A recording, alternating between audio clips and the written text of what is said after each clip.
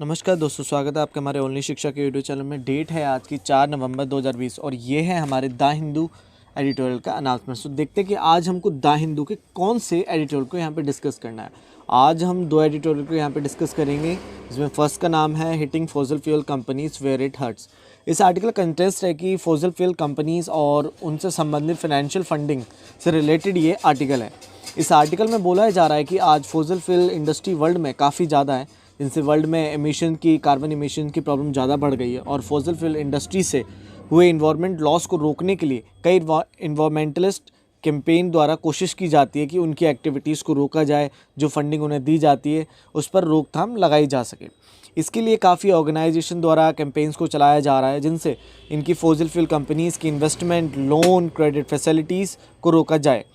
तो जो इन fossil fuel industry को दी जाती है, क्योंकि आज फॉसिल फ्यूल इंडस्ट्रीज़ द्वारा बड़े स्केल पर एक्सप्लॉयटेशन किया जा रहा है इन्वायरमेंट का और क्लाइमेट का, जिससे आज इन्वायरमेंट में रहना काफ़ी मुश्किल होता जा रहा है।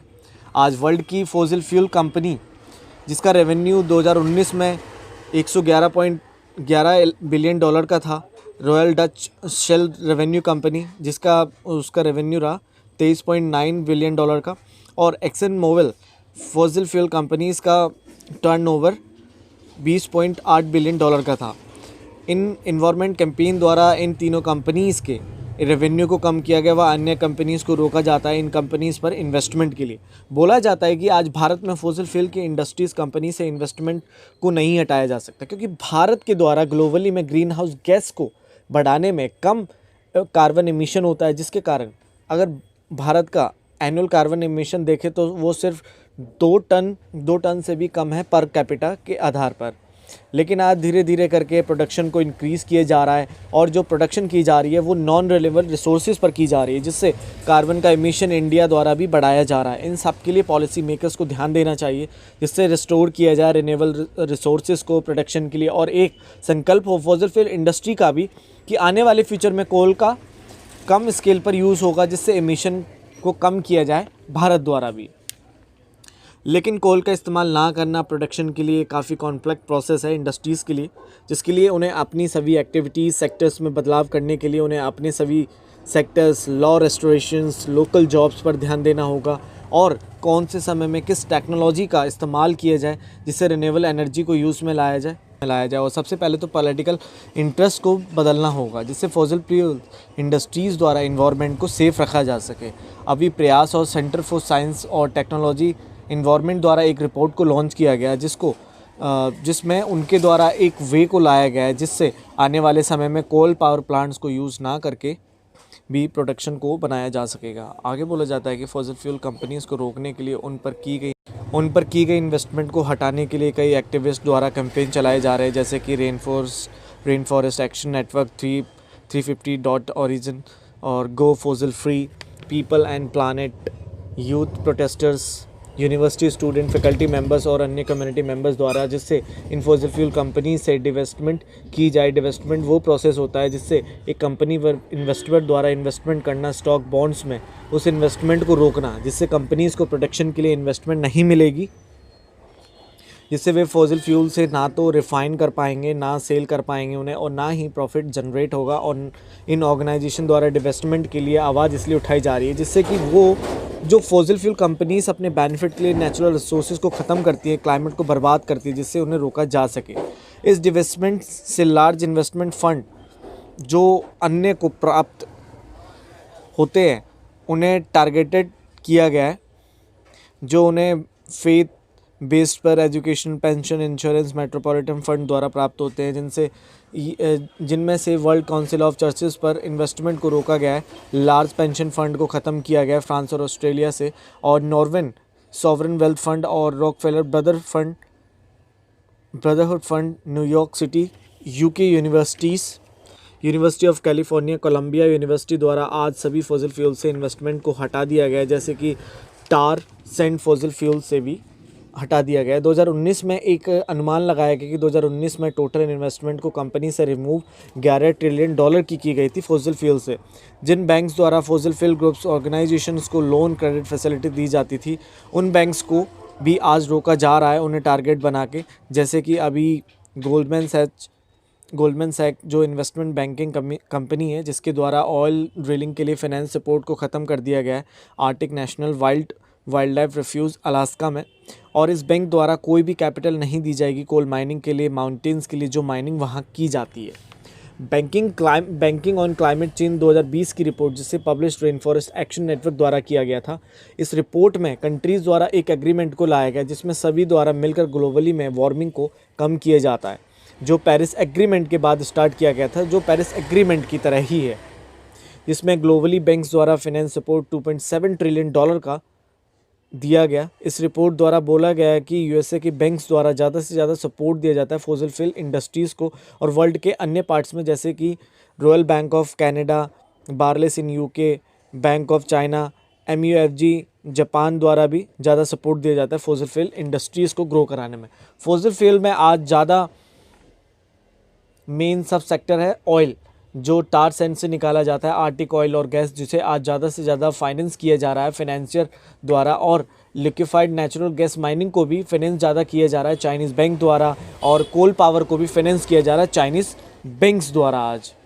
आज बैंक द्वारा काफ़ी ज़्यादा सपोर्ट दिया जा रहा है उन कंपनीज़ को जिससे फॉसिल फ्यूल ज़्यादा से ज़्यादा एक्सपेंड किया जाता है, जिनसे न्यू प्रकार के फ्यूल को जनरेट किया जा रहा है, न्यू प्लेसेस पर इंडस्ट्रीज़ को सेटअप किया जा रहा है जिससे प्रॉफिट हो। इसके लिए बैंक द्वारा $975 बिलियन की फाइनेंसिंग की गई ऑयल गैस कॉल कंपनीज़ पर 2016 से लेकर 2019 तक में, जिसमें बोल सकते हैं कि प्रॉफिट के लिए बैंक द्वारा इन्वेस्टमेंट तो खुद ही ज़्यादा से ज़्यादा की जा रही है फॉसिल फ्यूल्स में, जिसमें क्रेडिट एग्रीकोल जो एक फाइनेंस सर्विस कंपनी है जिनके द्वारा थोड़ा सा प्रयास किया गया फाइनेंसिंग के साथ जिससे फॉसिल फ्यूल की इन्वेस्टमेंट को कम किया जाए, जिससे पेरिस एग्रीमेंट को भी फॉलो किया जा सके। आगे बोला जाता है कि इन इन्वेस्टर द्वारा कोई अच्छे प्रयास नहीं किए जाते इन्वायरमेंट को इफेक्ट ना होने में। क्लाइमेट रिलेटेड मार्केट रिस्क की रिपोर्ट द्वारा, जो एक यूएसए गवर्नमेंट की इंडिपेंडेंस एजेंसी है, जिनके द्वारा दावा और बोला जाता है कि अगर क्लाइमेट चेंज के लिए फॉसिल इंडस्ट्रीज़ को बंद कर दिया जाता है तो शायद जिससे यूएसए का फाइनेंशियल सिस्टम बर्बाद हो जाएगा। आज रेगुलेटर्स को रूल्स पर ध्यान देना चाहिए जिससे एक्ट किया जाए अच्छे से। आज डिवेस्टमेंट करना इंडस्ट्री से जिससे भी कोई अच्छे बेनिफिट नहीं होंगे, बल्कि होना ही चाहिए कि इन चैलेंजेस को एड्रेस करने के लिए लो कार्बन की पॉलिसी बनाई जाए बैंक्स द्वारा ही, जिससे उन्हें कैपिटल दी जा सके कंपनीज़ को, जिससे इन्वायरमेंट को भी बेनिफिट हो। और बैंक द्वारा एक सेंटर को इस्टेब्लिश करना चाहिए कार्बन ट्रांजिशन के लिए, और एक टारगेट फिक्स हो कि उनके इन्वेस्टमेंट द्वारा इतना इमिशन कम करना होगा कंपनीज़ को अगर वे बैंक कंपनीज़ पर इन्वेस्टमेंट करते हैं तो। अंत में बोला जाता है कि आज डिवेस्टमेंट करने से कंपनी के साथ में जिससे कंपनी को नुकसान होगा, कैपिटल ना होने से कंपनी बैंकरप्ट घोषित कर दी जाएगी, जिससे उनकी एसेट्स पर एक खतरा पैदा हो गया है। आज बैंक्स और इन्वेस्टर द्वारा इन फॉसिल्स इंडस्ट्रीज़ पर कम इन्वेस्टमेंट की जा रही है, क्योंकि ये फॉसिल कंपनीज़ आज ये काफ़ी रिस्की बिजनेस बन चुके हैं, क्योंकि आज कैंपेन प्रोटेस्ट द्वारा ज़्यादा एक आंख दिखाई जा रही है इन्वेस्टर्स पर, जिससे कि इन्वेस्टमेंट ना की जाए। और कोई भी इन्वेस्टर, कोई भी बैंक्स इन सब चीज़ों में नहीं फंसना चाहता है। आज जो यूनिवर्सिटी ऑफ कैलिफोर्निया द्वारा इन्वेस्टमेंट तो बंद कर दिया गया है कंपनीज़ पे इन्वेस्ट करने में फॉसिल फ्यूल्स के लिए, जो इन फॉसिल कंपनीज़ को ज़्यादा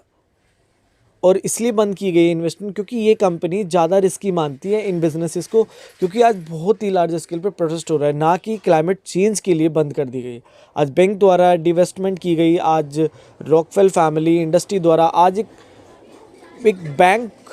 FWD को सेटअप किया जा रहा है, जिससे बैंक्स द्वारा फाइनेंसिंग हो सके फॉसिल फ्यूल्स पर। आज डिवेस्टमेंट करना फ्यूल कंपनी से, जिससे कार्बन एमिशन तो कम होगा, लेकिन ये एम और गोल को कब अचीव किया जाएगा इसके बारे में बोला नहीं जा सकता आज की डेट में। तो चलते हैं हमारा जो सेकंड आर्टिकल है उसका नाम है अनसिविल प्रपोजल। इस आर्टिकल कंटेस्ट है कि अभी भी कोर्ट द्वारा एक जजमेंट दी गई है जिसमें 2 पर्सन्स के पर्सनल फ्रीडम पर रोकथाम लगाई गई है मैरिज के लेके।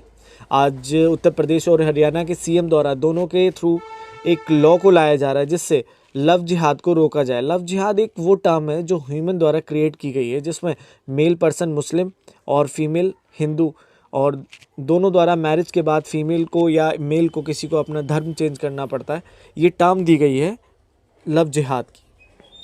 जिससे आज इस लॉ को इसलिए लाया जा रहा है क्योंकि हिंदू वुमेन के साथ काफ़ी एक्सप्लॉयटेशन होता है मैरिज के बाद एक मुस्लिम मेल के साथ मैरिज में। अगर उस पर्सन हिंदू वुमेन वाइफ से मांग की जाती है अपने रिलीजन को बदलने की, जिसके लिए कोई भी लीगल लॉस नहीं है, लेकिन ऐसे लॉ को लाना जो कुछ वर्क नहीं कर पाएगा सोसाइटी में, वो अनकॉन्स्टिट्यूशनल होगा। अगर दो पर्सन 18+ हैं, अगर वे शादी करना चाहते हैं तो कॉन्स्टिट्यूशन उन्हें मंजूरी देता है इस चीज़ की। आज हर एक मैरिज को अडॉप्ट करने के लिए उनके लॉज बनाए गए हैं उनके रिलीजन्स के आधार पर, जैसे कि स्पेशल मैरिज एक्ट, जिससे दो पर्सन की शादी हो सकती है अगर वे अन्य अन्य रिलीजन से बिलोंग करते हैं। तो उत्तर प्रदेश के सीएम द्वारा और हरियाणा के भी सीएम द्वारा भी उन कम्युनिटीज़ की निंदा करना लव जिहाद की टर्म देकर, जिससे समाज में घृणा बनती है, जबकि पास्ट में यूनियन होम मिनिस्ट्री द्वारा ऐसे लव जिहाद की टर्म को रखा ही नहीं गया था लॉ में, पार्लियामेंट में। आज भारत के लीडर्स द्वारा ही इंटरफेथ मैरिजेस पर एक टोक लग रही है, और अभी इलाहाबाद हाई कोर्ट द्वारा जजमेंट देना इंटरफेथ मैरिज पर, जो काफ़ी अलग जजमेंट रही कोर्ट की रिलीजन को लेके, जिसमें एक 20 वर्षीय लड़की का मर्डर हुआ अभी जो रिसेंटली में हादसा हुआ फरीदाबाद में, एक मुस्लिम कम्युनिटी के मींस की उसी के हस्बैंड मेल द्वारा, जिसमें कोर्ट द्वारा इन इंटरफेथ मैरिज को एक ब्लैक मार्क कहा गया है सोसाइटी के लिए, जिसमें बल्कि पास्ट में पहले भी कोर्ट द्वारा हाई कोर्ट द्वारा जजमेंट दी गई थी, जिसमें एक कपल द्वारा रिट पिटीशन लिखा गया था, जब एक उन्हें पुलिस प्रोटेक्शन देने के लिए, जब एक वुमेन द्वारा जो वो इस्लाम से बिलोंग करती थी और जब उसके द्वारा हिंदुइज़्म को अपनाया जा रहा था उस समय पे। अंत में बोला जाता है कि आज पहले इन इश्यूज़ से कोर्ट पहले इन इश्यूज़ से दूर रहती थी, क्योंकि रिलीजन कन्वर्जन करना, अपने रिलीजन को चेंज करना मैरिज के लिए, उस पर्सन की इंटीग्रिटी को ब्रोक किया जाता है, और ऐसा नहीं होना चाहिए। जबकि होना ये चाहिए कि इन इंटरफेथ मैरिज हो, लेकिन वे अपने अपने रिलीजन व बिलीव्स को बनाए रखें मैरिज एक्ट के तहत, स्पेशल मैरिज एक्ट के तहत। और आज कोर्ट द्वारा दिए गए वर्डिक्ट से एक रोक नहीं लगानी चाहिए एक पर्सन के बिलीव, चॉइस से और उसकी पर्सनल लाइफ है, जिससे कि उसकी पर्सनल लाइफ पे एक ख़तरा पैदा हो जाए मैरिज के लिए। तो गाइस, ये था आज का हमारा the Hindu announcement, and I wish कि आपको पसंद आया होगा। अगर आपको समझ आया तो प्लीज़ वीडियो को जल्दी से लाइक, शेयर एंड सब्सक्राइब जरूर करें। Thank you very much.